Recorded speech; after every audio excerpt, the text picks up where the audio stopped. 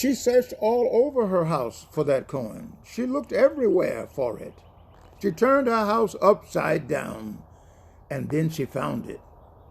And when she had found it, she called all of her neighbors and friends to celebrate with her that she had found it. The difference between the coin and the lamb is that the lamb knew it was lost. The coin had no idea it was lost. Here is the significance of that coin.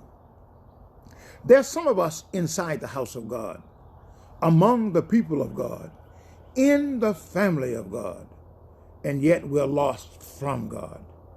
But he never ever gives up the search for us. He never ever gives up the call, the invitation to come to him, to be blessed of him.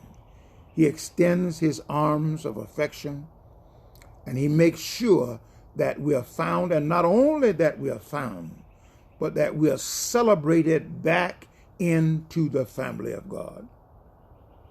Listen to me, my friends.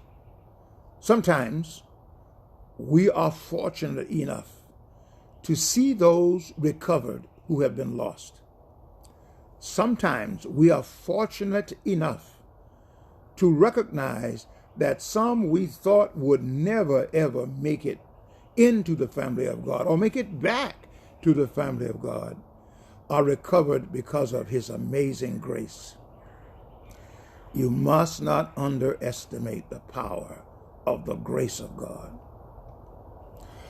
What the grace of God does is keeps open the door of justice and mercy so that we have an opportunity to be found, to be recovered, and to be restored in spite of the punitive nature of the law that says the soul that sinneth will die.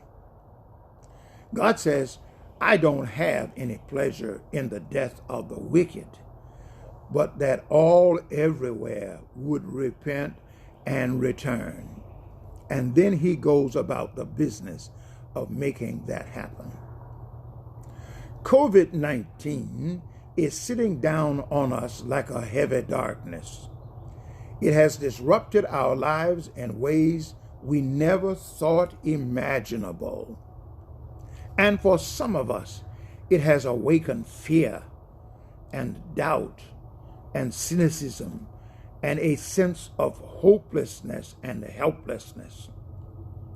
But beloved, those of us who know God, those of us who know about God, those of us who have been redeemed by God, cannot afford to be silent in this darkness. We must shout out everywhere, the God I serve is an able God. I like the words of the Hebrew boys when they were under threat by the great Babylonian king Nebuchadnezzar. They said, we will not be careful to answer thee, O king. Our God, whom we serve, is able to deliver us. And then they stood in the heat of the furnace